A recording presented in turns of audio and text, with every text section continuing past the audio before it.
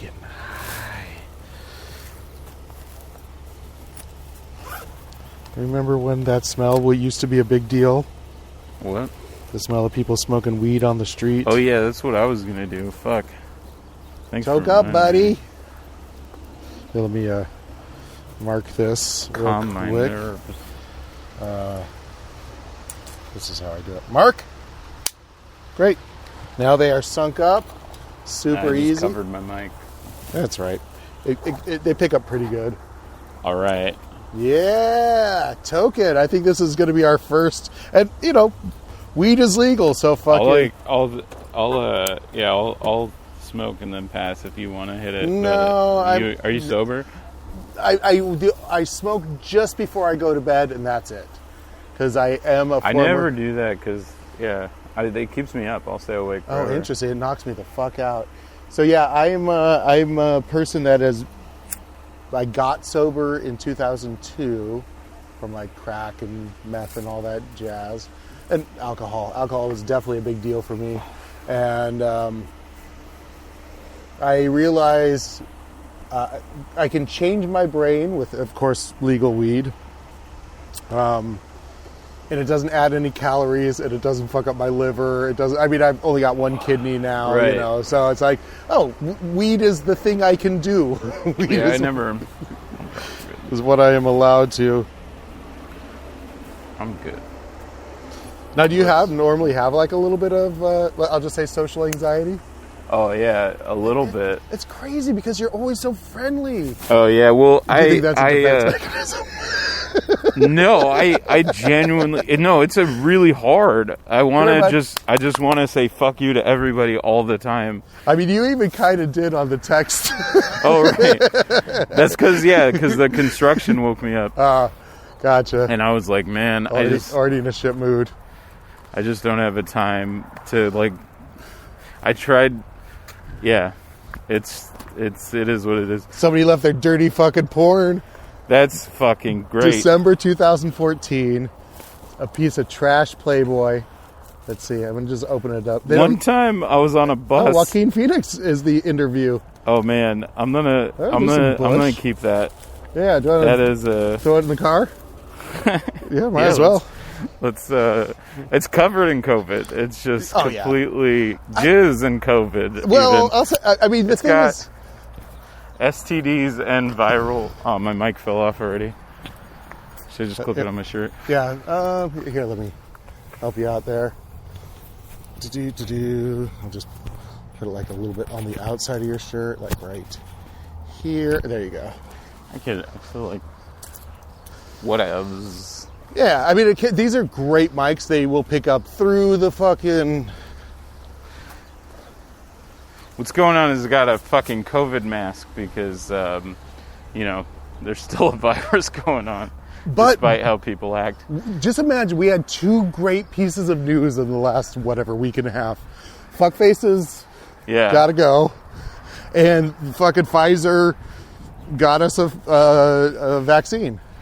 Yeah. So 3 more months of plague and we're home free. I don't know. I mean, the double plague, the plague of fucking having a narcissist, a total narcissist in office. Right. I don't think it would have fucked us so hard. Oh, for sure. We could have at least. I mean, he had a task force set up to swerve this thing. Then he disbanded it, and this is the thing. Like day one. This is the thing that people kind of forget about America, is even though we're the bully of the world, we also do take a lot of leadership roles in things like Ebola outbreaks in Africa. We sniff it out. And we're like, fuck that shit. We got to get over there and take care of it. So, dealing with... it's just like, I feel like it's like, you guys just think it's a coincidence that, I don't even know. We'll be able to figure our way in here. I usually come from the other side, so. There was a stairway up on the other side there. Yeah, I saw. I did do this once and it was open, but not today. Because of the fucking goddamn plague. It's because of the COVID? I think so. They're starting to lock shit down again, I think. Seattle went back into lockdown. Well, good for them. They forgot it's winter. Everybody's going to stay home and smoke pot and drink anyways. Yeah. It just sucks for people who have to work. It's so stupid. When they did the lockdown, they should have just kept it locked down. Yeah. Everyone's like, the economy. And it's like, fucking let it crumble. It doesn't work for people. No. It works for super rich people. And they profited. Anyways, they made even more money. Yeah. No, so but they need two things. They need the slaves to be out there slaving, and they also need the consumers to be out there consuming. That's all they give a fuck. If we didn't have this, kind of consumer nightmare. You coming, bud? I'm in a space of like, whatever. I don't buy shit anymore. I mean, the last. I started because of fucking unemployment. They reduced your. No, they gave me money. Oh yeah, right? Isn't that crazy? Yeah, it was hard to get. A lot of hoops, a lot of fucking denial, it was like an acting career. Well, luckily, I got disability, and it was scary there right at the beginning, though. Yeah, no, I didn't get it. I got in just under the wire just before July 31st. I got approved. And so I got the whole March through July, $600 or whatever it was. Yeah. This is the most financial stability I've had. Yeah, me too. In fucking years. Me too. I mean, in my whole adult life. Yeah. In my whole life. How's it going? Since my dad died when I was 7 years old. Oh shit. This is the most financially stable I've been since then. No, it's crazy. My mom had a big health thing when I was like 18 or 19, and that's when we lost the house and everything went downhill. Yeah, it's so crazy because like I did a lot of material. A lot of dead dad material. No. That's really hard to talk about because it's like if you bomb talking about fucking jerking off or whatever, it's not a big deal. But if you bomb talking about your dead dad, it's like it's already kind of hurts to talk about. It's true. And then if you're bombing, it's like, fuck you guys. Like this has to be funny. Well, I'll bond with you on a dead dad situation. Yeah. Yes, losing your dad when you're 7 is the worst. That's the worst. Your whole world goes. My brother accidentally killed my father. Holy shit. Yeah, when I was. Yeah, that was 2000. The firearm? No, they got in a fight, and my brother pushed my dad down, and he hit his head, and then a week later, he died of a stroke. But also, it was like the hospital mishandled it. So by accidentally, you mean? Well, he got in a fight. Yeah, you didn't mean to kill him. You didn't mean to kill him. Yeah. He violently attacked you. Yeah. Oh yeah, and my brother weighed 260 pounds. And he was. I mean, that's got to be 6'2". My dad was 150 pounds, 63-year-old. That's like, dude, I used to fight with my stepdad, right? And sometimes, I mean, there was a couple times he raised his fist, and one time, the first time that happened, I laughed at his face. How old were you? I was probably like 16, 17. See, that's right at the age where a stepdad should not be fucking pulling that shit. But he's like little. I was like, I will throw you across the room. I was wrestling at the time. I was like, not only do I have the fucking strength to do it, I have the skill to toss a body. Yeah. He's like 5-0.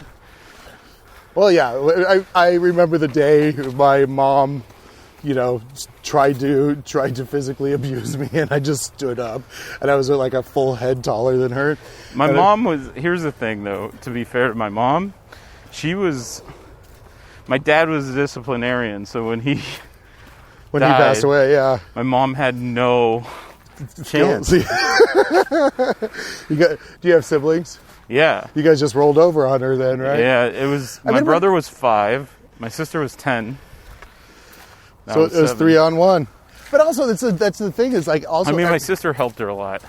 everybody's in. She was kind of older and mature, and she got it. Yeah. Also, she's a woman. I think that they makes a difference. They foist the caregiver shit on them. Yeah. Which it had to be a lot of pressure on her, Well, I had as the older. Now. Me, my brother, and my mom. My brother's younger, and they kept on saying to me, "You're going to be the man of the family now, the man of the family." And I was like, when they got the divorce, not when he died, and I was like, "Why do I got to be the man of the family? Why are you guys putting this on me?" What happened? What did he just? Heart attack, natural causes. Heart attack, but he was bipolar. Oof. And he was having a depressive episode. Oof. And couldn't get out of it. He was this is a great view right here. This is an amazing view. Yeah. So there's we can't quite see it, but there's that building that's kind of behind this one right here that looks like it's shaped like a coffin. And I think they did that on purpose. But we can see it I saw it from the cul-de-sac over there. It's great. I love Los Angeles. Where'd you grow up? LA. Yeah. LA County. Fuck yeah. I mean, I was in Lakewood, Long Beach. Yeah, I was in La Mirada, so further Same south. hood, basically. But, the suburbs. The burbs of Los Angeles. It was really different, though. Like, Long Beach, Lakewood has some, it's right by Long Beach. And, Yep. And so it has some hood. Well, so it's whereas, so funny. like, La Mirada is, like... It's very white. Pristine, Very white. It's because it's so close to OC, also. It's right next to Orange County. Yeah. My high school was like one of those high school movies where it's all, like, hot chicks and, like... Oh, yeah. I remember La Mirada High. I think you guys were in the same... Oh, fucking Disney. Yeah. Wow. That's so cool. Disney Concert Hall. I didn't think Have you ever seen a show there? Yeah, I've seen a few shows. The last one I saw, actually just before lockdown, was LA Philharmonic doing Stanley Kubrick songs. Oh, that's dope. It was being introduced by Malcolm McDowell. It was pretty good. I mean, he's fantastic. He's got just doing all the great Kubrick songs from the... I normally wouldn't do something like that, but my friend bought a ticket and he took me, and I was like, fuck it, I'll go. Yeah, there's got to be like over $100 for the worst tickets. Yeah. Although the acoustics in there, like, I remember I saw Stravinsky was the first thing I saw there. Oh, yeah. And they did like 2 Stravinsky pieces, and then the composer did his own experimental bullshit. I mean, it was cool. Hilarious. The Stravinsky was amazing. I mean, the acoustics in there are great. They're pretty wonderful. And then I remember I was working at a factory. We were building a gate that summer. I remember we were like jackhammering cement all day, and then my friend hit me up and he was like, "Do you want to go to the Disney Concert Hall?" I was like, "I'd have to come straight from work." Oh. And so I had like a flannel shirt I buttoned up. Everyone's wearing like tuxedos and shit. I mean, I will say this, being smell like fucking work site, smell like you're a working man. I do love. Hey, bud, come here, bud, Barney.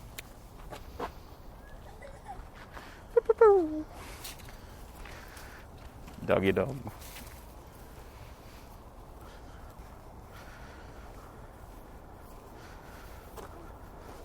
Aw.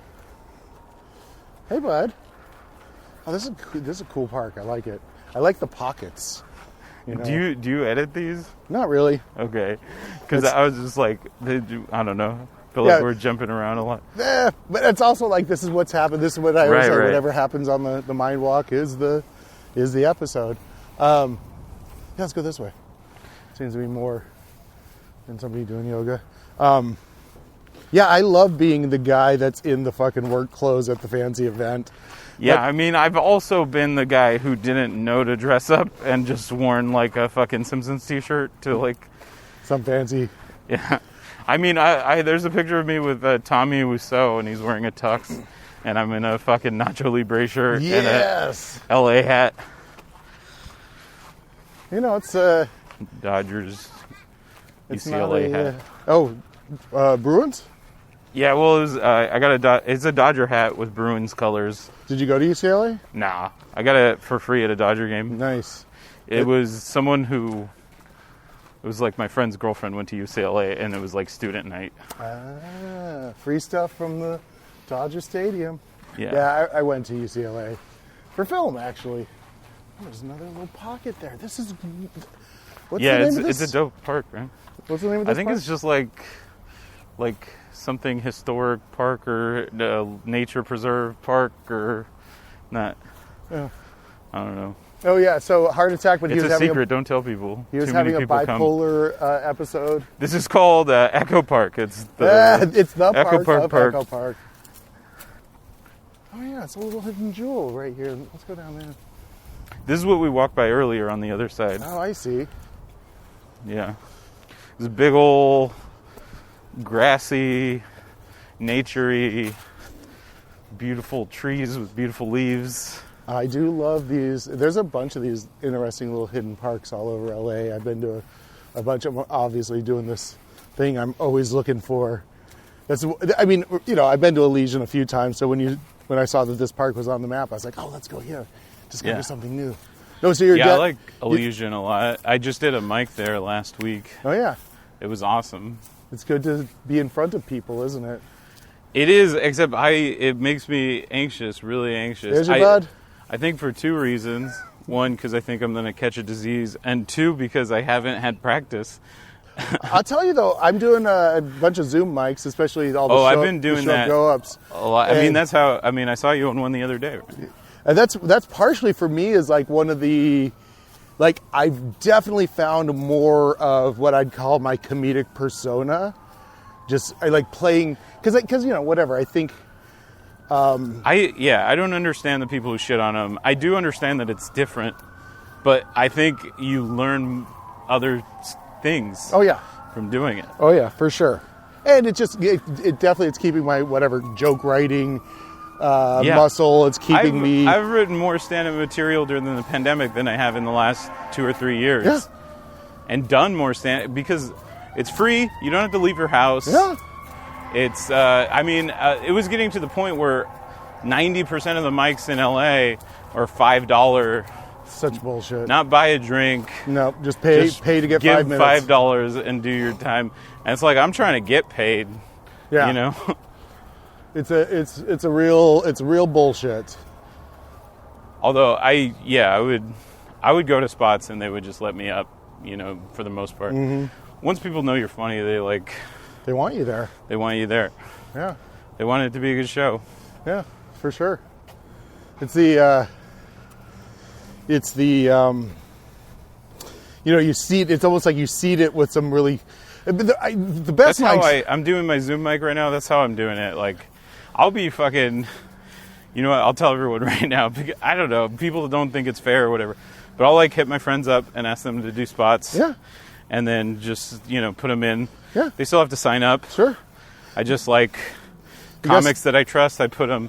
It actually fucks them over because then I put them every like 3 or 4 That's what comics. I was gonna say. If you kind of checkerboard it a little bit, you know, kind of seed the good ones, it actually brings up everybody's game. If people are listening and paying attention to the other comics and they lose their self-consciousness, because I think what ends up happening with all mics is you're just thinking about your own set the whole time while the other person's performing. And it's just like Which I definitely do. Yeah, I just think overall I find I'm much better if I'm listening to what's going on, what's happening in the room. Right, because that's another audience. That's another zone. That's another it's like tuning a radio, you know. Yeah.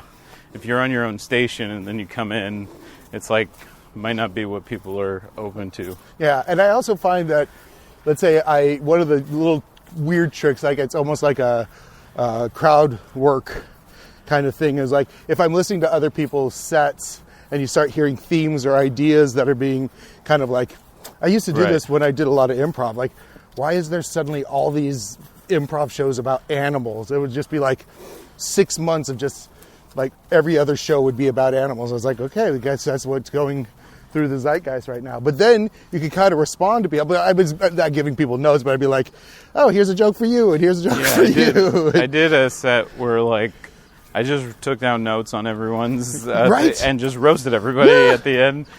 Gave them a little, like prove to them you're listening. Prove to them that you understand their sensibility. You know. It's all a balance too, because I don't know. Sometimes I'm like trying to write material. Sometimes I'm trying to fine tune shit. I've ended this bad habit of only wanting to do new stuff all the time. I do have. I used to do that. I mean, it's fine. How long have you been doing stand up? Stand up. I mean, I'd say like earnest. off and on for 6 or 7 years, but I'd say it's only been like because I do like clown and storytelling. Because and like I almost improv. feel like the first 3 to 5 years, it almost doesn't matter what you do. Nope. It's just like you're just getting better.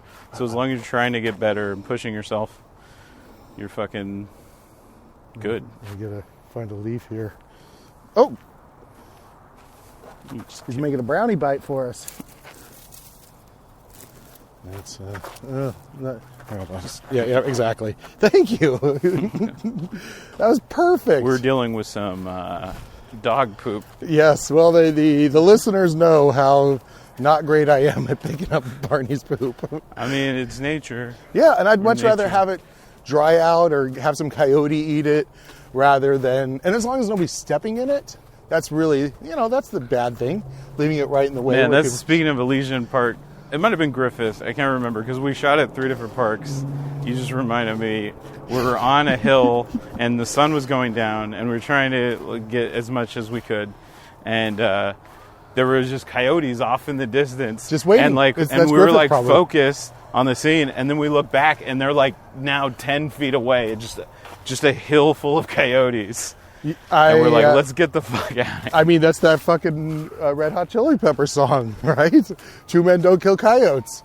That was their first big hit. That's because all the Hollywood hills were always full of coyotes. Yeah. I've had, there was a clown show over at Griffith Park, and it's probably that, you guys were probably in that same corner. I think the coyotes hang out kind of off of Vermont area there. And Check out this soccer field. these sirens came through, like so this is the back of that soccer field, right? I mean, this is the one by the parking lot. The other one, there's one over there. Yeah, and the sirens went, and all the coyotes, like sundown, all the coyotes came out and howled with the fire engine, and we saw 8 coyotes just hanging out there.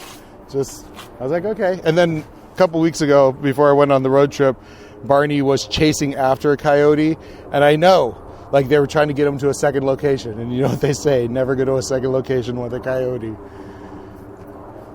So is this in pretty good use on the weekends? Yeah, I mean, actually every night. Oh, yeah. But I don't know if you have to reserve a spot or what. There's probably a sign up, and it's probably like the league that they're all in.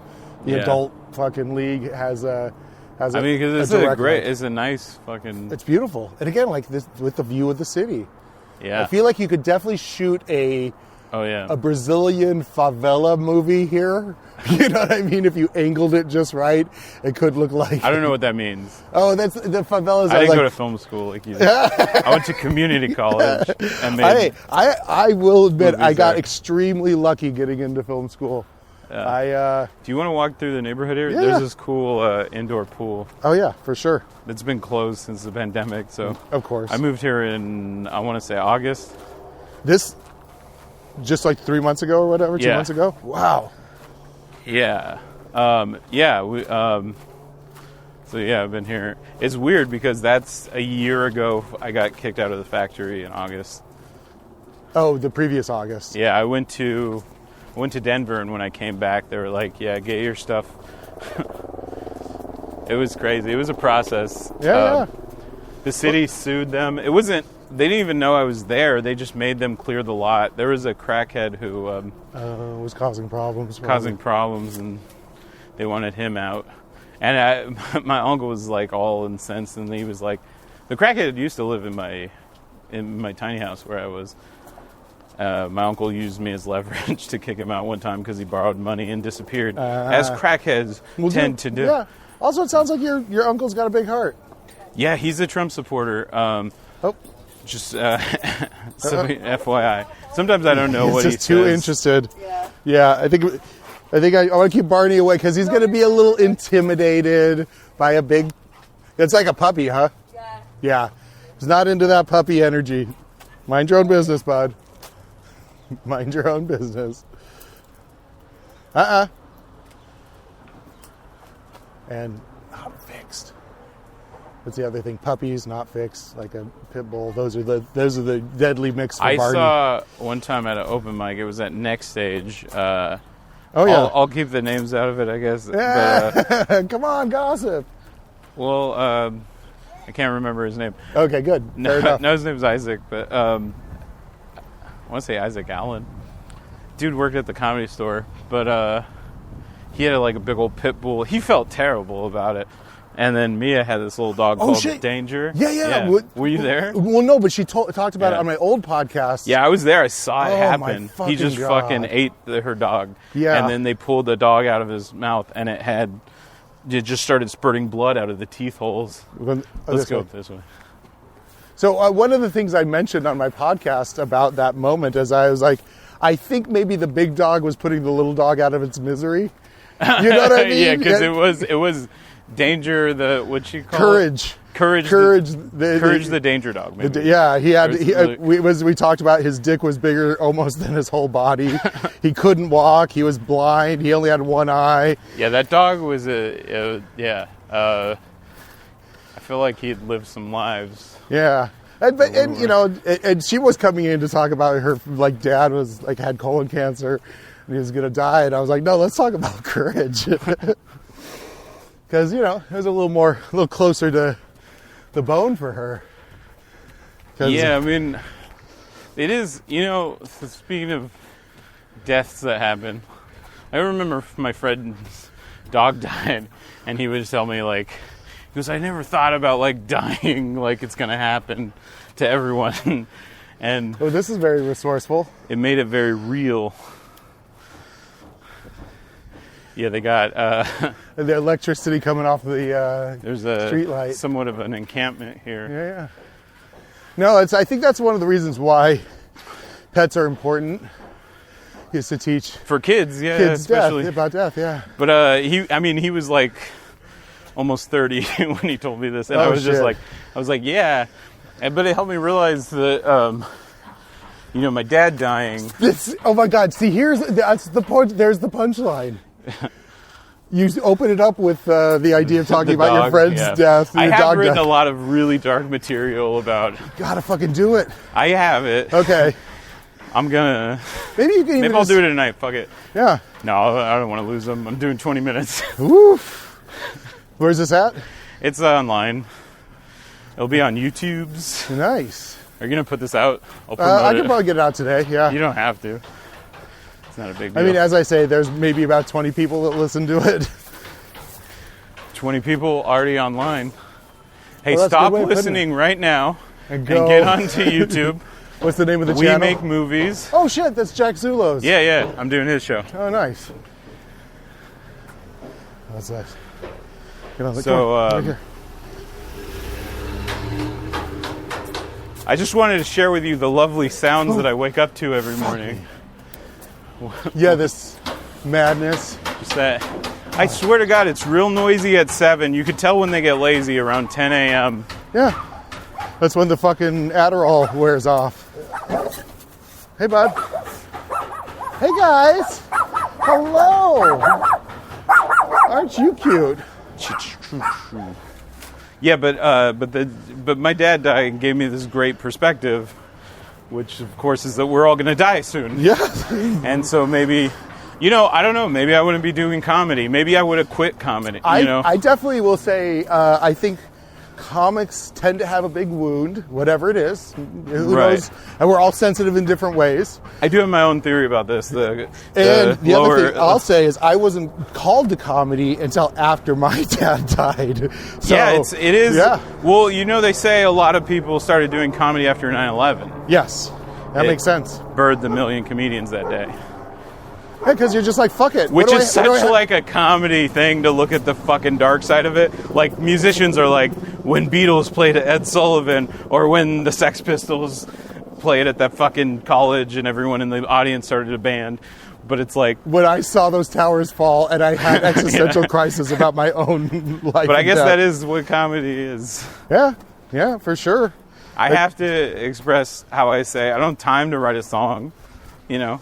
Yeah, also, like, I don't have any talent. musical... Yeah, like, I've tried them all. Violin, piano, By the way, if you didn't put clarinet. this out, my theme is music this week on my mic. Oh, 7 shit. p.m. on Zoom.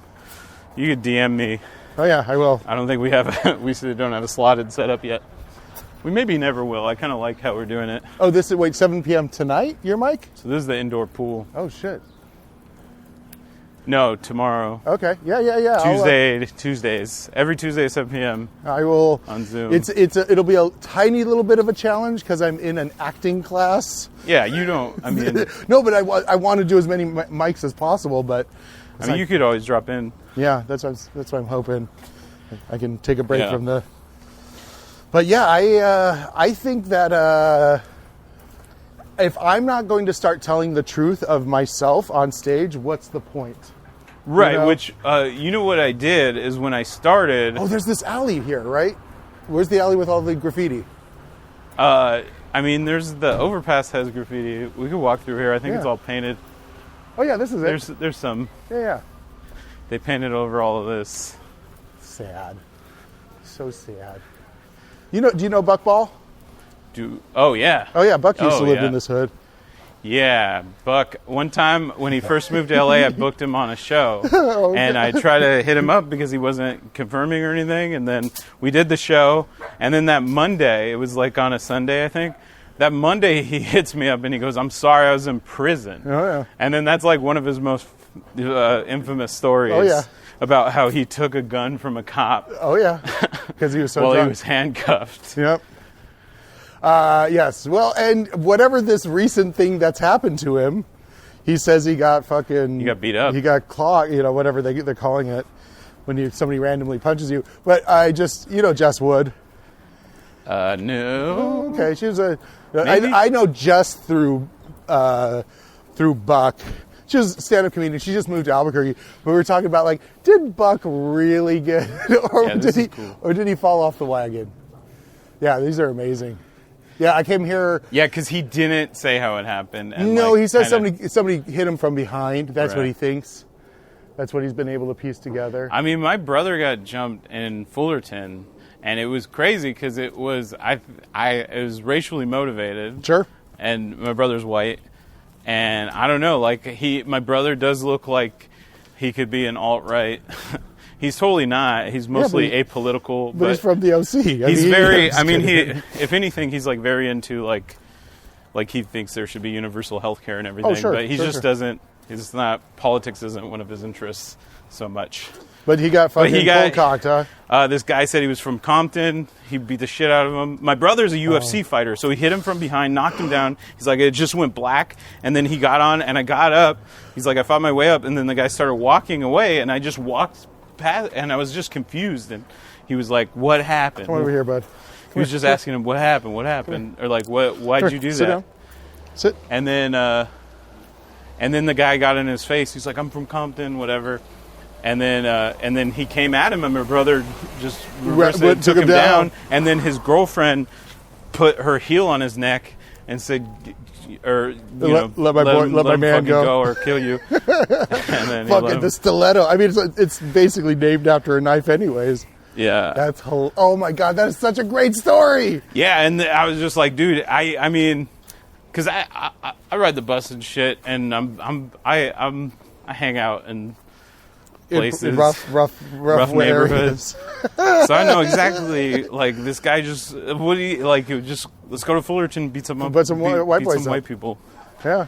I mean, it's funny because But I've seen many occasions on the bus where people get... just fucking get the fuck out of here.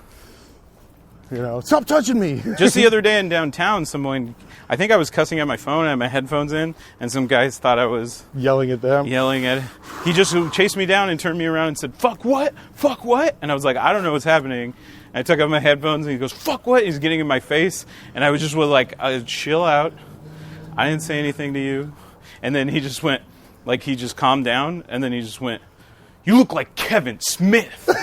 And then he said, you look like fucking Kevin Smith. And I was like, yeah, people tell me that. I was a little pissed, but I was trying to stay calm and keep it together. And then I saw his friend was huge, just looked like Shaquille O'Neal, like just, you know, probably like 6'8". My solid.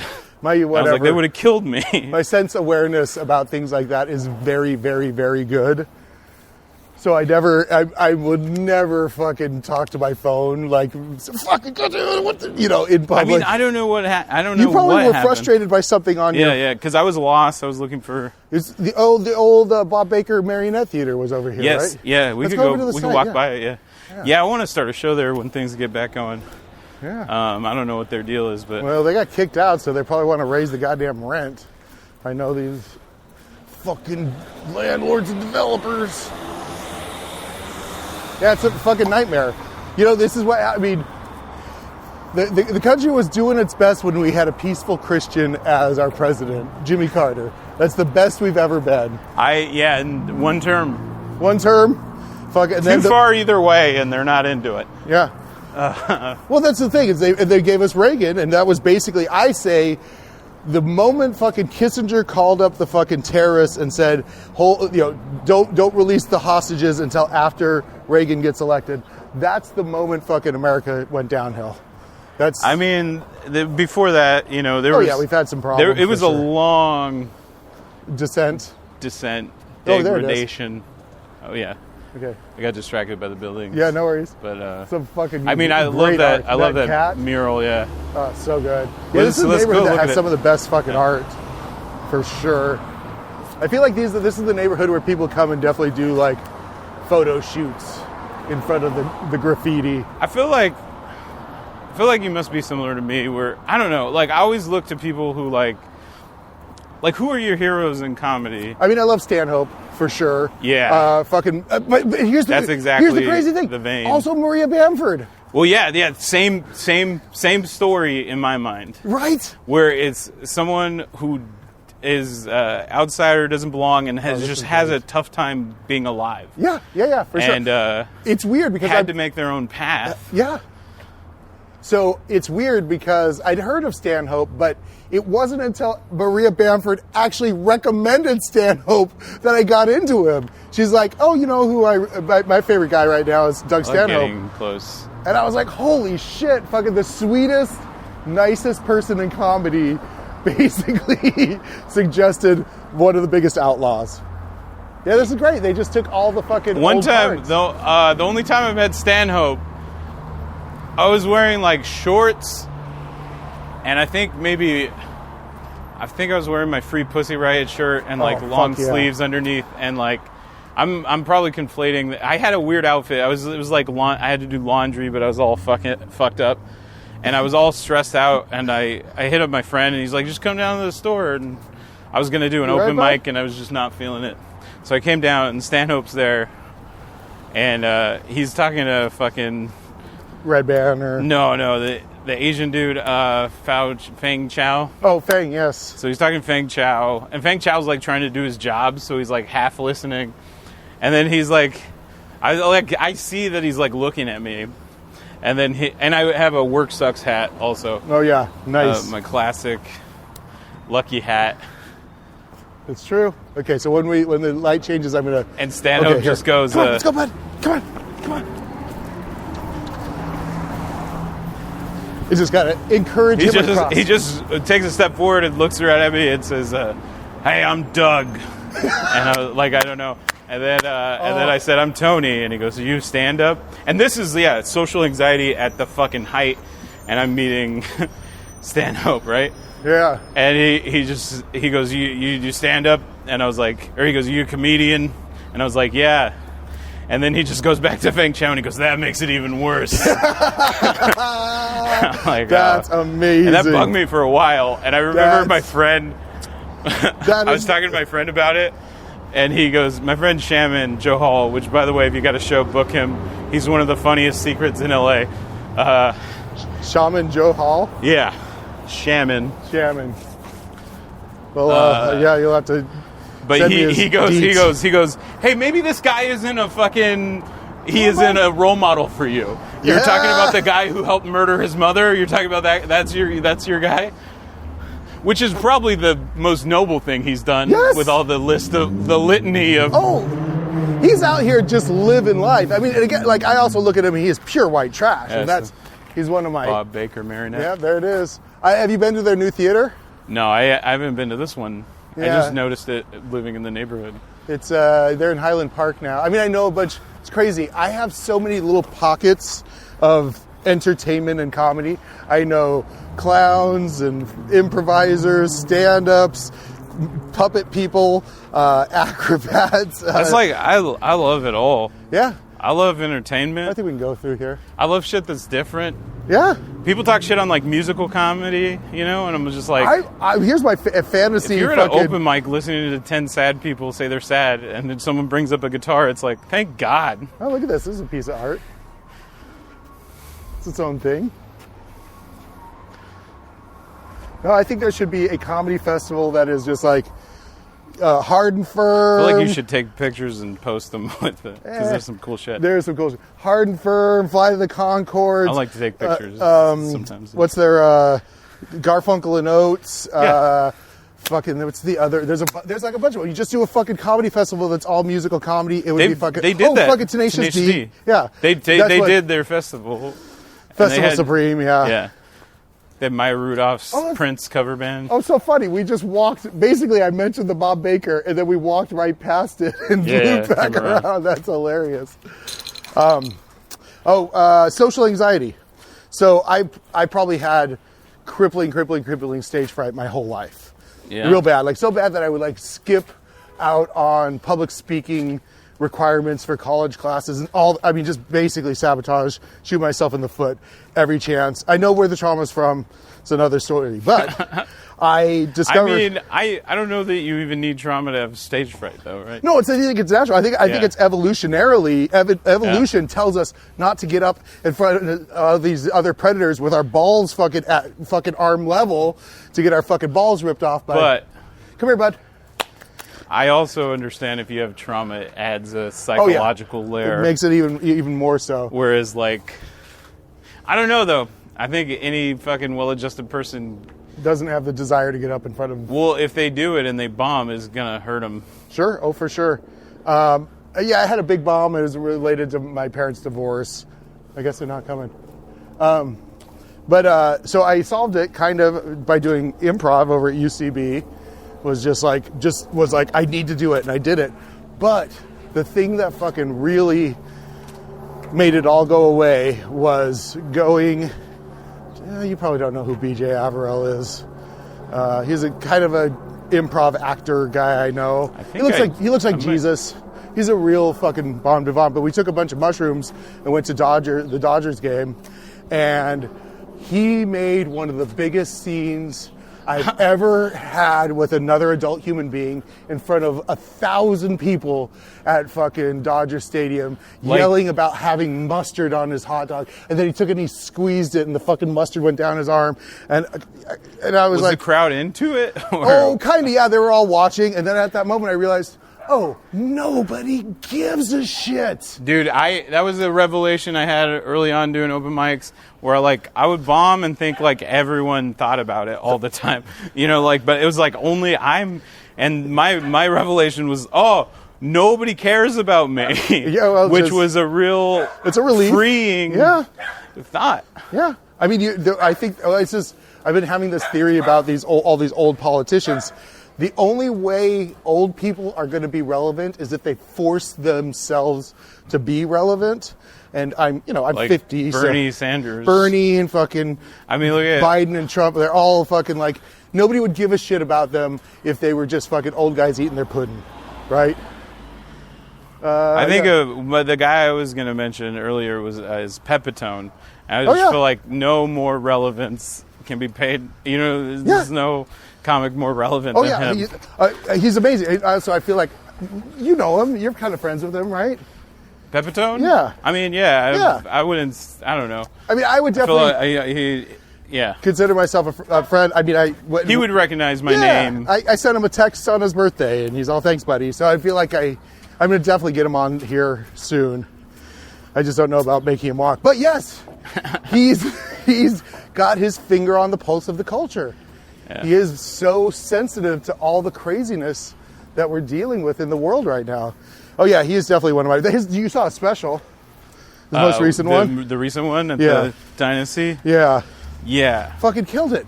I don't know if I finished it. Oh damn. You know, sometimes you have to take breaks with that hard-edged truth. It's true. He's intense, and I'd say the flip side for him is like I'm always gonna eat whatever he serves, no matter what. Right. How you guys doing? Good. And at the end, he goes, they're all giving him a standing ovation. He goes, "Oh yeah, I think I did very good too," which is such a funny little aside. Just some avocados. Are they the hairy kind? See some on the ground. Well, now you know where to forage. I mean, there's one next door. Although, I waited for them to ripen and they never did, and the animals were eating them. So I picked some and they never got ripe. Just stayed hard. That's too bad. Hey, bud. There's some. You coming? There's another tree. Look at this guy. Oh, hello. Coming to say hi? Here's your bud over here, Barney. He's very interested. Little bush dweller here. Yeah. Oh. Feel like this is a meet cute. Yeah, he wasn't all weird like the other dogs. Oh. Jinxed it.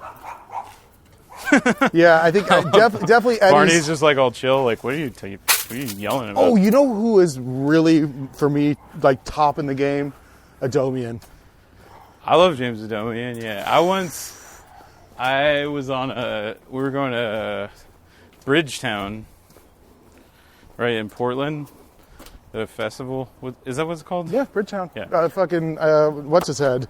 Andy Wood organizes it. Okay, yeah. Yeah. And the car broke down, and we had to start over. I actually didn't end up going after that. Oh, but he was shooting. He was recording his album. Low hanging fruit. Yeah. Oh shit! That's a fucking. Whew. So we had to turn. Someone came and picked us up, and then he went with Jake Kroger, and who was also in the car, and then they found another way. I don't know what they did. And you just headed home? I just headed home. Where did it break down? It wasn't far. It was maybe 3 or 4 hours out. This is your car? No. Oh, thank God. Guy's name was Danny something. I can't remember. He's not comedy anymor. I don't think he ever was doing comedy. He was like a lurker. I don't know. He Hey, we need it. We need producers. I think he was a writer and stuff, okay. But I don't think he ever really performed. It's weird, right? Because we were cool, and then one time he saw me do improv, and then because he wouldn't really go to open mics, but improv shows sometimes have jams after the show. Yeah, so I did a jam. I was drunk and just fucking around, and I don't know. I did well, and after that he was way more, friendly. Yeah. Yeah. I think I also think I'm going to say this, and I don't know if it's actually true. I think we're his type. I think we're the kind of guys that he's into. You know what I mean? Adomian? Yeah. Oh, I wasn't. I was talking about that other guy, but. Oh yeah. Oh, I see. Adomian's always been cool. He's so sweet. He's one of the sweetest people there is. Yeah, I talked to him after his movie came out with David Cross. Oh yeah. That David Cross directed. Oh yeah, so good. Which I like that movie a lot. Yeah. It's a kind of a. It almost reminds me of a Kubrick movie. Yeah. And maybe that's weird No, because it's not. He's a real. I think Cross is a real filmmaker. Like, Not the cinematography or anything like that, which is like what Kubrick is known for. No, the pacing. But the content and the. Let's do another. One Yeah, more. let me grab my water from your. Yeah. I think I brought it and left it in your car. Yeah, Domian's great. I mean, I felt bad for him. He's getting solid work is this now. it right here on the? Oh fuck! Nice. It's gonna get COVID all over it. That's where I started smoking weed. Oh, that's it. That's what happened. The drugs got in your way. They say it causes short-term memory loss, but good God, What causes short? No, I'm just kidding. weed. That's What? Okay, it's a got joke. it. I don't remember what we were talking. I hate that about. joke, but I can't resist it. Yeah, this is fucking. It's the dumbest. Anyone would. I hate not making jokes. You know. Yeah, no. Even if it's fucking like low hanging fruit and it's stupid and it's cliche. Is this fence all around? Let's check it out. That's where we went to the gate that was closed, and we came back around this way. Yeah. Yeah, Adomian. So, You want to see if we can get out on the soccer field? Let's see if No we can one's figure there. that out. That wide open space would do me good. Right? So another guy, maybe who meant the most to me, was this is How you doing? trigger warning. They're only this much interested. Just a little bit. That's it. Oh, the Brody Stevens. Oh, fucking Brody. He was a guy I hung a lot of hope on. Certain guys is just like, if they can do it, if they can figure it out, if they can make a living at this, then so can I. You know? So here's a crazy connection with me and Brody. Besides the fact that he lived right down the street from me, like off of I Riverside. wonder if this guy just jumped the gate. No, I think it's that corner over there. I can see it's kind of open. Yeah, right here too. But So you try. I can't get over that fence. no, I mean, but if we came from the park, let's Let's come back around. See if we can get in there. Isn't this a great gate? It's fucking awesome. But fucking here's Tim one of the Burton crazy things. This gate. all must have been done kind of in the same time when they were upgrading the LA River, because a lot of them are very think so? similar. Yeah, with that same kind of, I've seen these kind of same patterns with the cranes and the, what's it called? The bottle brushes. The bottle brushes. Yeah. So and We used to call them cattails, I think. Oh yeah, that's it. That's the one, cattails. And the other coincidence is Brody and I shared an exact birthday, May 22nd, 1970. That shit gets to me because we'll loop back to Brody, but I'm a big like synchronicity fan. well, yeah, but I was gonna say Blaze Foley fan. Do you know Blaze Foley? Oh, I've heard the name. I don't He's know. a country singer. Oh, sure. Okay. He was best friends with Townes Van Zandt. And when I heard of him, there was so much parallels with myself. Like he refused to get a job and said his life was dedicated to artistic pursuits. Right. I tell you, that's me for sure. And and I was just like, there's other people that did that, and then I watched that Mike Judge thing on him. That was the Tales from the Tour Bus. Oh yeah, that's right. Which if you haven't seen it, it's fucking That's great. is it on Adult Swim? It was Cinemax. Okay, that's right. Because it's animated. Or corners of the internet. Yep. I'll find a corner. But yeah, I watched that and I was so enthralled. And I remember I watched it Christmas Eve, and it ends with him dying, which I don't think any of the other episodes had that. And it was the last. This is like the season finale. Anyway, spoiler alert: Blaze Foley dies. When you guys share a birthday? No. Oh, damn. He died when he was 39. He was 6'4". My dad was 6'4" and died when he was 39. He was 6'4". He had a beard, My dad was 6'4", had a beard. Oh shit! And he died. And my dad was a poet, and obviously Really? he was a poet. He was a country singer. Yeah. Oh shit! And I think that was, because he was also a Republican, Well, your dad, and he worked at the post office. like Bukowski. But I think he was a fucking, that's another one that's very, Yeah. when my uncle saw me reading Post Office, and he said when I read this book, I was like, that's what killed Joe. That's what killed Joe Bartolone, which is my dad, Yeah.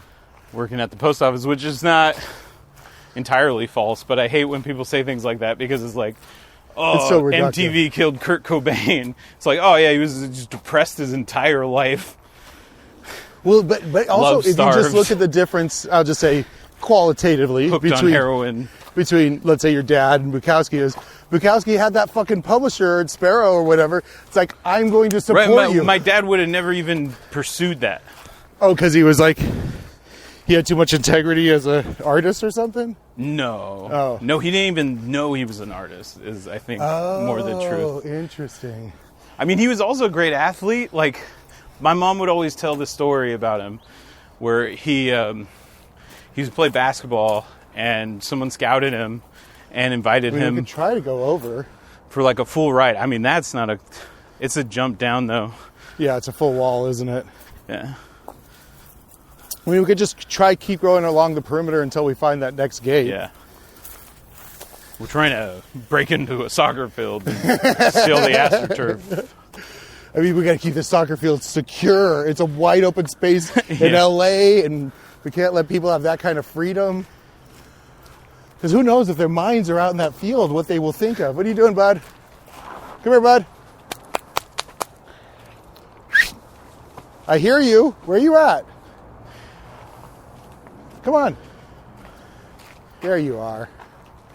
But so he got scouted and got offered a full scholarship, but he didn't want to leave home. Oh, shit. He grew up in Whittier, and he didn't want to leave home. And he's scared. Yeah. I remember. Okay, so my mom would always tell us this story, and the coach said, "Play me 1-on-1. You play your best game. I'll play my best game. If you beat me, you got to come play ball for me." And my dad did it. He's like, okay, and he won, but then he didn't uphold his end of the bargain. And I asked my mom why, and she said because he was afraid. Yeah. And that was like, I mean, there's a couple of things my mom told me that really always stuck with me. Breaks your heart about your dad, huh? Well, that was like, don't be afraid to. Yeah. And, and it's trickier than that. Oh, yeah, for sure. For sure. But, I definitely, have followed my passions over money or anything else. Oh, yeah. I mean, I'll tell you, I'm so used to being broke. It's like, Yeah. it's comfortable. There's that great, It's Always Sunny. It's a meme. And people were sharing it during the pandemic because everyone's losing their jobs and stuff. Yeah. And he says, yeah, these are what Barney, come here, bud. These are what you call,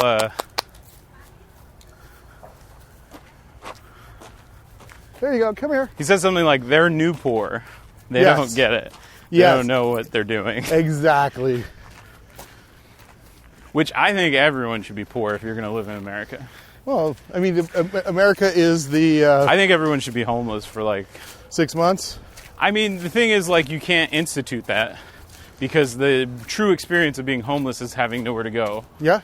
And, you've heard of homeless tourism?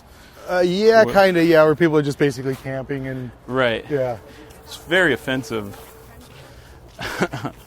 Well, and also, you just don't get the experience because yeah, you're not struggling. You don't have to fucking take an emergency you have a shit. mansion to go back. You don't have you have to take an emergency shit in the middle of the night and not everything is fucking closed. And it's cold. I mean, So many things people don't consider. I was only homeless for about 4 months. Yeah. You know what's crazy is when I got kicked out, they made me get rid of my car because it wasn't running and it was taking up a parking space. And then they kicked me out anyways. And I was like, "Wow, you should have let me hang on to the car." This was the city or your uncle? No, this was my aunt actually. Oh, When I lived with my aunt. I mean, family, right? Like, I would have preferred you kick me out 4 months earlier and let me, whatever it was. But, I think if we go out, we can try to go to the right here. But yeah, Blaze Foley reminds me a lot of my dad. Bukowski, too. There was someone, when I was in therapy as a teenager, my therapist said, like, you realize all your heroes are dead. And then the only one who wasn't was Mick Foley, the wrestler. Yeah. And, you know, we know about him. No, and he looked like my dad. Also, he was death defying. Yeah. When I showed him who I like brought in his book, and he was like, he looks just like your dad. And he was even wearing like a jacket, like my dad's post office jacket in the picture. I was like, oh shit. Here, let me adjust the mic here real quick. It's got turned upside down. All right, let's redo all of that. Yeah. Let's say, I mean, we've got it scripted, so it should be easy for us to just hop right back into it. Yeah. It's very hard, navigating all those ADD tangents and everything. You know, it's hard to do that when it's scripted. You want to continue. You want to stay on the story. Linear story, but we're pros. Yeah. Okay, so, no, I'm Mick Foley. But I think, this is one of the weird things I will always do is like, I bet you got a script about your dad in you. A feature or whatever, or TV show or whatever. I started writing a book. Oh, good. I went through a breakup. That was probably the worst period of social anxiety for me, where I just lost all my confidence. I went through a series of breakups, and also just like, my mom kind of hit the nail. It was Valentine's Day. I remember I went and watched my ex-girlfriend in a production of the Vagina Monologues, and my current girlfriend and me broke up. And so, like, we broke up the night before. I went and watched the Vagina Monologues because there was, like, a ton of people I knew in it, too. It was, like, and it was, like, their theater company. They were doing COVID testing here. Yeah, we're going to skip that and go I wish they still were. Oh, they are? Oh, yeah. I got to figure out how to get in on that. You want to ask them? Yeah, you might. I don't know. I just had one. I just go to the... Because, I was going to the two different ones. Yeah, I don't have a car, right so I can't do that one. There's one at the Edendale Library. Oh, we can't get to it's all locked. And then South LA. We were trying to get to the soccer field, but... Also, recently, I had a weird thing. What was I talking about? That fucking Vagina Monologue? Oh, yeah, exactly. By the way, do you know what they should have called the Vagina Monologues instead of the Vagina Monologues? Mm. The Soliloquies. It was a better name, more accurate. I mean, are you doing that as a joke? That's one of my old jokes. Oh, that's a good one. I also think that they should be called, like, I don't know, fucking fuck that guy. I mean, really, they're just mostly about... I didn't think so. When I watched it. About, and like, I was in a position where I should have thought that because I was going through these breakups, and again, my ex-girlfriend was in the production, but I didn't get that so much. I guess the ones I guess are they all different? Or? I think there's a selection of... Okay. I think I don't know. But... I mean, it was a good show. The one I saw, I think I saw it at UCB with like... Hey, listen, if you hate women, I understand you. I'm not going to judge you. It seemed to be a lot focused on... No, I definitely... I only discovered my vagina after this guy fucked me over. Or whatever. That's interesting. Because my penis has always been there. Sometimes it's there when you don't want it to be. So I had a girl recently who I was in love with. We dated a long time ago, over 10 years ago. And someone hit me up. And it's kind of the thing where it's like so random. Like I kind of knew, but I didn't. They were like, I got some crappy news. Fucking hit me up, And so I called this person I haven't talked to in years, and she died on 9/11, not the famous one. Oh, okay. The most recent one.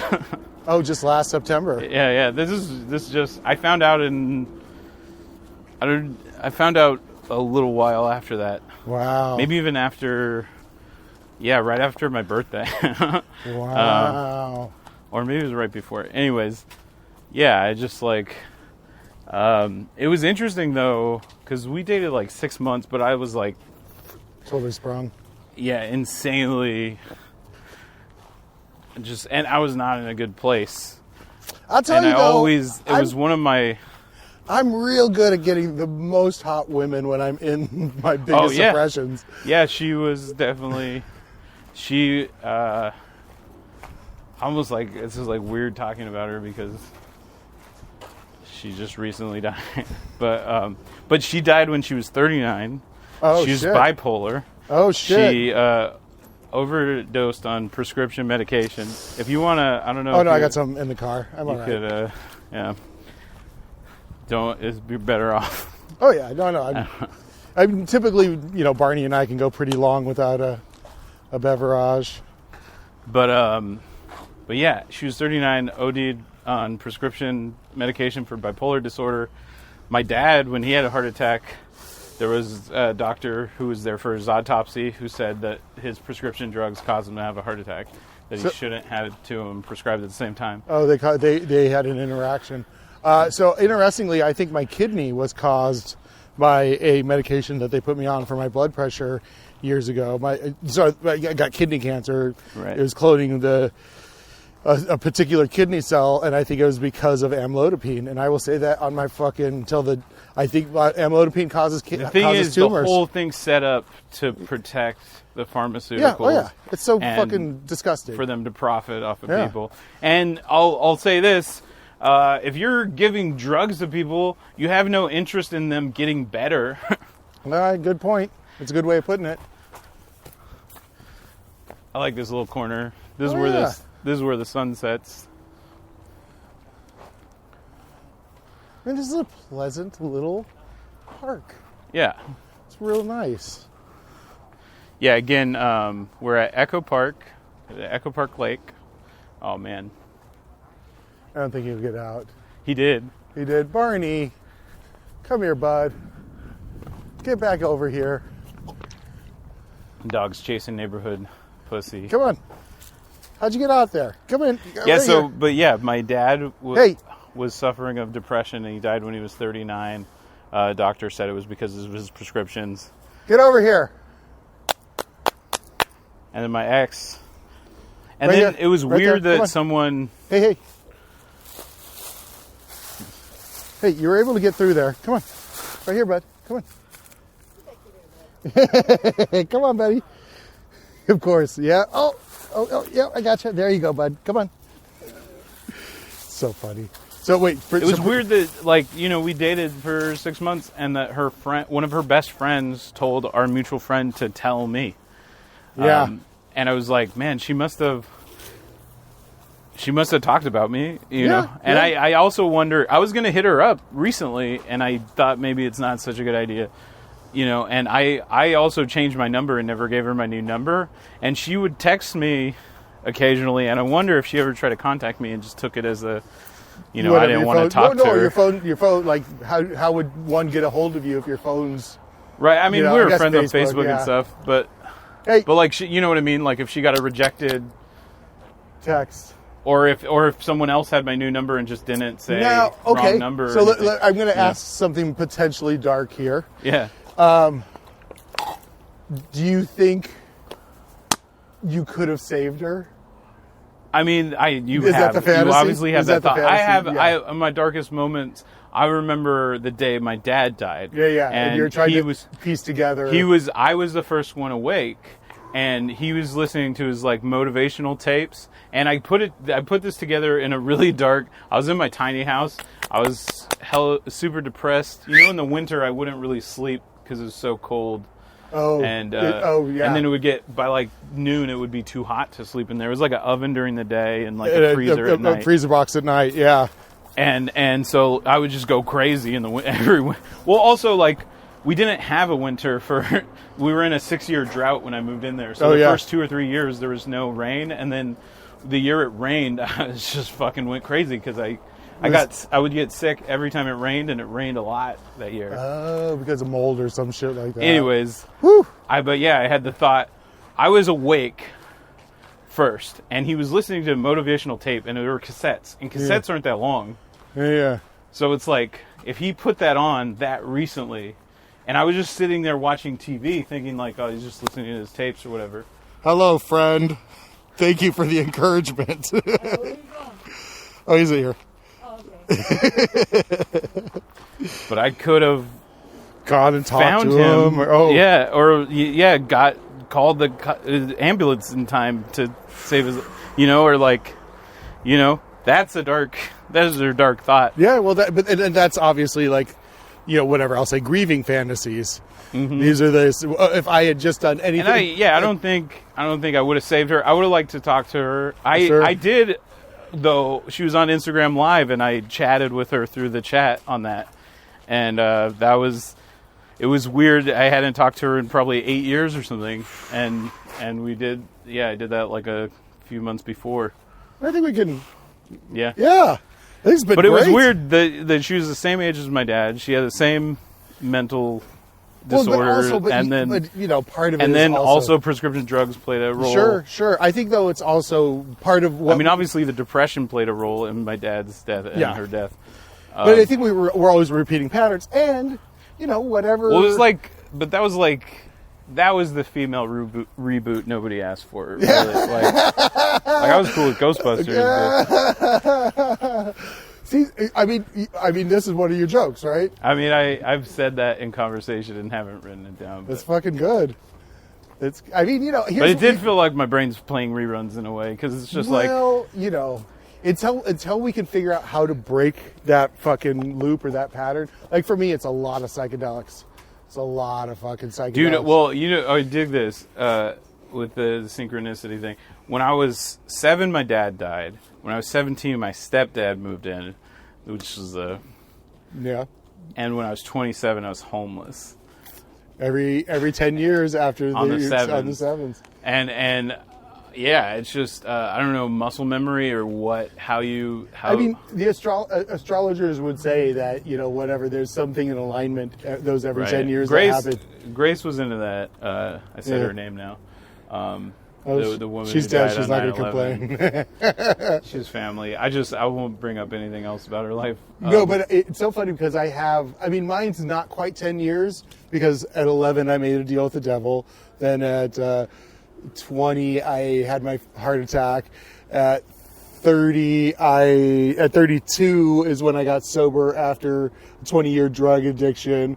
At almost 40 I was homeless, and then 50 I had my, so it's not I'm not quite on, like it's starting to get a little bit. You could make the thing with my stepdad that was like, years of in the making. No, but I think but then people ask me what happens when I'm 37, and I'm like, well, that's when I break the chain. I also think that you should start gearing up for a one-person show about your dead dad.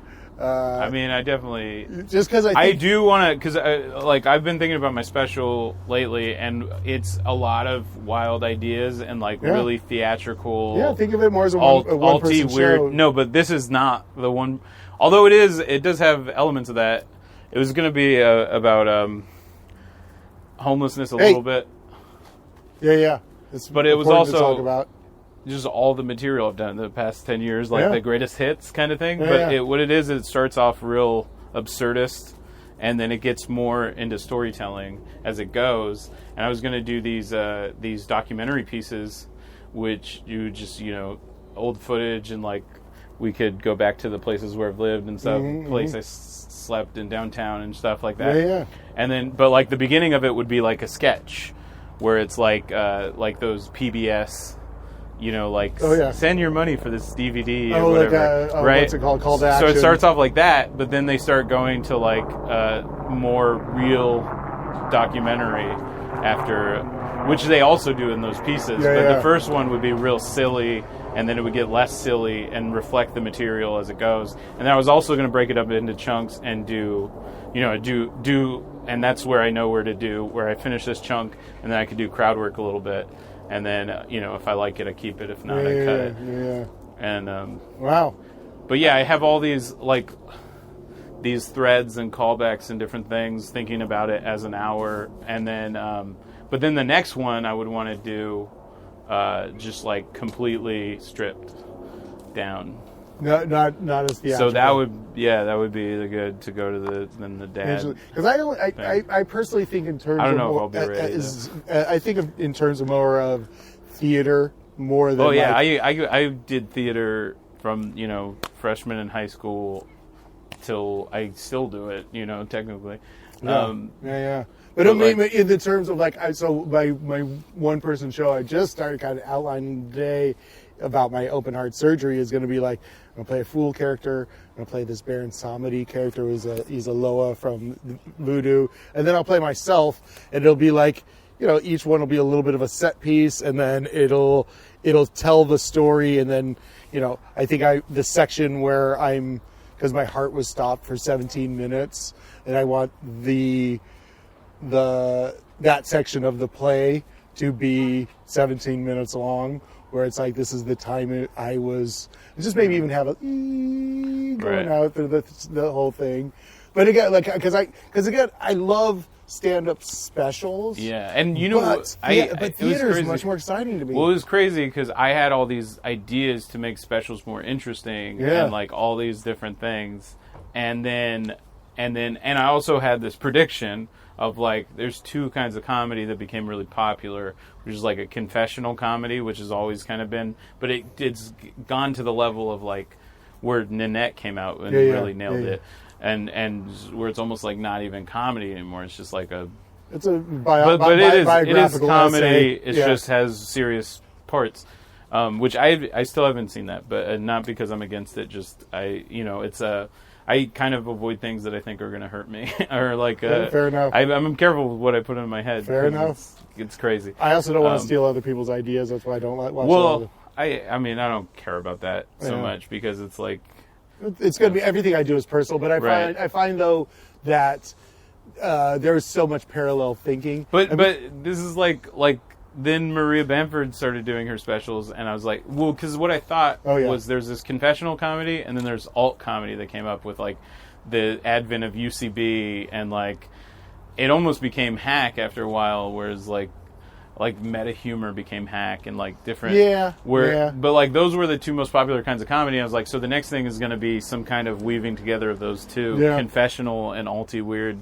And I was like, that's what Maria Bamford is. Yeah. And her specials are like that, and I'm like, God damn it! I mean, like Neil Brennan put out the 3 mics. Yeah, is like, and again, I am so bored with just watching a guy holding a mic. Right? Yeah. And even doing it, I'm bored. Yeah. But this is why, for me, like even the Zoom shows are this manic. Yeah, it's a new thing. I'm gonna give you a close up. I'm gonna, and bringing in props and like to me, it's like. I like when I hear like Joe Rogan talk about just like joke structure and like you gotta do it over and over again. I'm just like, no, fucking whatever. I like that too. I'll talk about. I can pick powerful. Apart jokes all day. Yeah, I think it's powerful, but I think that whatever you do to make people laugh, that's I think both matter. Yeah, I mean, writing does matter. And like the best are like Chappelle. Chappelle is fucking. But I think that why he's the king is he just knows his point of view, so he can pick 6-8 topics, and they sound like they are constructed jokes, but he may be saying that set of words for the very first time. Okay, bud. Hey, Barney, come here. There's a dog coming, and I think he's going to try to protect us. Barney, come here, bud. So Brody Stevens had a show, right? Oh yeah. Enjoy it. Right. Uh-oh. Come here, bud. Barney. No, keep moving. You keep moving. Go. No. Oh, God. But he's not, I mean, he's not going to bite or anything. He's just very growly. Come on, bud. Come on, bud. Stop. Come on. He's like, I protected you. I'm a good boy. So you seem to enjoy it. Oh, yeah. Yeah, so when that came out, that shit... Oh, fucking asshole. Barney! Get over here. Go. Yeah, no, but it also took somebody like Zach recognizing, Right, yeah. But when that came out and he had like mental breakdown on camera, yes, it just exposing that, and then the recovery and everything, it just meant so much to me because of my dad and because of my own mental issues. Yeah, and I got to talk to him about it, and I told him about how I used to look at my dad's death as this burden. And then I had that realization where it was it was actually a gift. I started thinking of it as a gift because it gave me perspective and also just made me informed so much of who I am as a person. We're still trying to get in this. I think we went. Yeah, I think already. We have to go. No, I think this is the parking lot on the other side of the thing. No, I've killed that dream. It's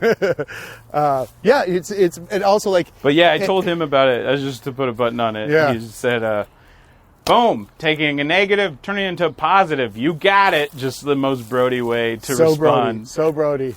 Yeah, I worked with him a bunch. I worked with Adomium too. Like I do post production, so I got to meet these guys on like The Burn or whatever like that, whatever. And I think the tragedy of Brody is he couldn't let himself just have the amazing career that he did have, which was the best warm-up guy. He made it everything. Yeah. He made his career everything. He didn't. And his mom, I mean, like, I wasn't close with Brody, but I was around, and he changes medications, which is the fucking thing that always happens. Oof, it's what happened of the end. With my ex, who died recently. Changed her medication, and I think what happened with her, because they don't even know if she did. She called her mom when she realized that, she had taken too much, and they took her to the hospital, and there was nothing. It could already worked her way through her system, and they couldn't save her. So I don't think she did it on purpose. I think she was in pain, and this medication was supposed to help her. And then also when you're taking medication like that, it does cause memory issues and things like that. And also the mental illness could cause memory issues. Yeah. So, you're popping pills, like trying, that stuff's supposed to help you. And if it's not, you just keep taking more, I guess. But yeah, Brody changed his medication. He had shot a special that he was getting notes from I want to say it was Showtime or something. I think it's on Prime, actually, the special that they shot. I think so, yeah. Came out slyly, like just after, without any promotion or anything. Yeah. I feel like it came out fairly recently. Yeah, when I saw it, I was like, "Ooh, I don't know if I can watch this." I've been gearing up. I don't know when I'll have the internal fortitude. When I'll be healthy enough to fucking let it destroy me. Yeah. He didn't have a girlfriend. He didn't have a relationship. He had his mom, and she was dying. And so it was like... Yeah, he was very lonely. This was not last... It was the previous...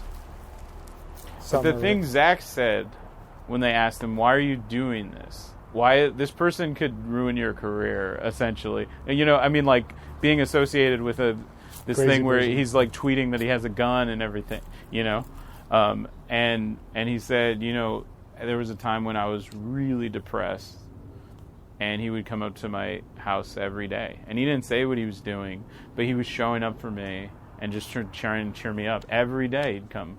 Wow. And it was just like, and he's like, so this is like the least I could do for him. He saved my life.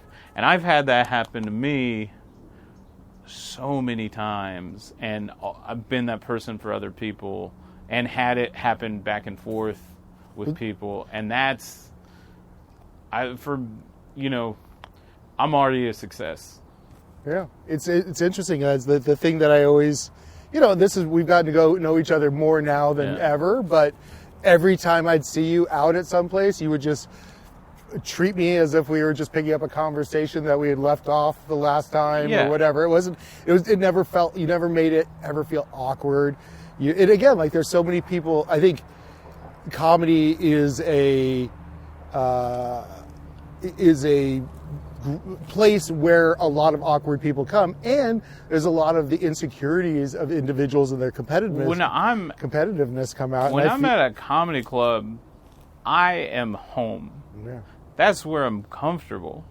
You know, it's like when like if you're a Christian, you go to church and you're like know everybody, and it's your home, that's your community. Yeah. And people used to say that the comedy community, and I never knew what it meant. I was like, what the fuck are you guys talking about? And then and say what you want about the Comedy Store, but it kind of became that place for me. And I used to go to the Comedy Store when it was bad, when it was real dark and it was real slow, and there wasn't really anything cool going on, and it was dying, and it was just a bummer to be there. And I remember going to potluck for like a year every Sunday. It used to be on Sundays, and I just never got up, and I was just like, I'm not getting up here. I don't like being here. Pretty much everyone around is either an asshole to me or like just ignoring me or whatever. And it's just like, I was so alone there. And there were cool people too, but like, it was just a weird, lonely, dark place. Did you watch the documentary? Yeah. Oh, and when they talk about it, I was like, I was there. It was I mean, I remember going and seeing like shows during the dark time. But again, like I wasn't like comedy. I mean, I'd heard that there was something bad going on there, and then I heard about the Renaissance. But I was never paying attention, because to me, like I'm a little bit, I mean, maybe I'll get back into the Comedy Store, but I'm a little bit like anti like comedy club comedy, in the sense of how it's kind of like commodified, and it's basically just a dinner show. You know, it's like you have to sell alcohol. It is getting better over at the Comedy Store specifically, but I don't drink. So it's like, to me, it's like an environment that encourages people to drink. Is just like, I don't know if that's absolutely necessary. I don't know. It's like, I like, something my friend said about it is just like, say what you want. It's just like, people are going there to have a good time. Oh yeah, absolutely. Whereas like in the alt scene, people are going there to like, they know comedy, and they're like comedy nerds. Yeah. And that's true. That's a good point. Sometimes it feels like they're going there to be snobs. Yeah. Whereas the Comedy Store, it's like you got people on dates. There's tourists. It's everybody. There's people are just going to check it out and have fun. It's real Americans. But yes, I will admit there's the open mic over at the Lyric Hyperion Theater. Forget what day it is. You just want to get in the audience and shake people and be like... Well, but they're also like, if you say something that's a little bit like sexist... Which like couldn't... At open mics, it's like, if you can't say it there, where do you... You test your material. Yeah. I mean, and again, it's just like, it's fair enough for them to tell you shouldn't be saying that with their silence or their whatever. But hey, I'll just say this. If it's funny, it's funny. If you are a white guy that can drop the N-bomb and make it funny... More power to you. It's like if you've got the balls and the fucking perspective. I don't even want to talk about it, because like I pretty much stopped doing. I've been getting back into talking about race a little more. I have some bits about it that I think are really funny. But like I went through something where I posted something on Facebook, and it became this whole thing that I hardly even. I participated in at the beginning and kind of stirred the pot. And then I it will just got admit out of to. Control, yeah. And then I did maybe make a post when I shouldn't have. Like I engaged with someone someone deleted me and then made a post about me, and then of course I hosted my mic that night, and everyone's coming up and showing me on their phone. And so then I made a post about them, which, there was no reason to really engage. Yeah. But it really pissed me off, because she misrepresented the dumb joke. It was the dumbest joke. I also think that the problem with, let's say, telling jokes on the internet versus telling jokes on stage is, I will say, it's like, I definitely play a character on the internet that has scared a lot of people away, and I'm glad for it. But... I want to say it's not for you. You know what I mean?